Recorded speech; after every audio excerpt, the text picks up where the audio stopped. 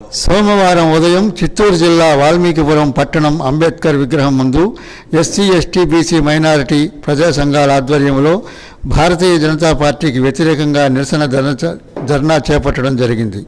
ఈ సందర్భంగా దళిత గిరిజన కార్మిక నాయకుడు జానం గంగిరెడ్డి, మాల మహానాడు రాష్ట్ర కార్యదర్శి వీరభద్రయ్య, సిఐటియు అధ్యక్షురాలు జీవి చంద్రావతి, మండల మాల మహానాడు అధ్యక్షుడు Chintaparthi Shivayya, Sahara charitable trust అధ్యక్షుడు విఏ సాదిక్ అహ్మద్, గిరిజన నాయకుడు జీవి రమణ, ఏహెచ్పిఎస్ మండల అధ్యక్షుడు షబ్బీర్ ఖాన్ మాట్లాడుతూ బీజేపీ ప్రభుత్వంలో దళిత గిరిజన బడుగు బలహీన మైనారిటీ వర్గాలకు పిల్లలకు రక్షణ కరువైందని, వీరిపై దాడులు అత్యాచారాలు రోజురోజుకు ఎక్కువైపోతున్నాయని, ఇటీవల ఉత్తరప్రదేశ్ రాష్ట్రం హత్రాస్ జిల్లాలో మనీషా వాల్మీకి అనే దళిత యువతపై అగ్రకులానికి చెందిన 4 మానవ మృగాలు అతి కిరాతకంగా అత్యాచారం చేసి పారిపోకుండా కాళ్ళు విరిచి అరవకుండా నాలుక కోసి హత్య చేసినా కూడా యూపీ ప్రభుత్వం నిందితులకు అండగా నిలిచి రాత్రికి రాత్రి పోలీసుల అండదండలతో దహనం చేశారు.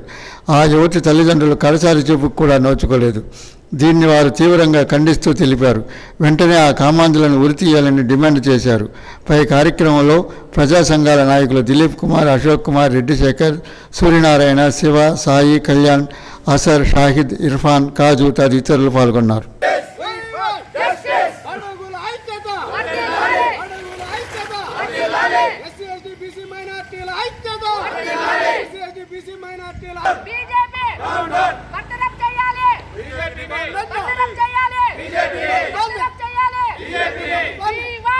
పట్టణం నందు అంబేద్కర్ విగ్రహం ఎదుట ఒక చిన్న నిరసన కార్యక్రమం జరుపుతున్నాం. ఏమి విషయం అంటే ఎస్సీ ఎస్టీ బీసీ మైనార్టీ కార్మిక వర్గాలు ప్రజా సంఘాలన్నీ పాలు పంచుకోవడానికి వందనములు చెల్లిస్తున్నాం.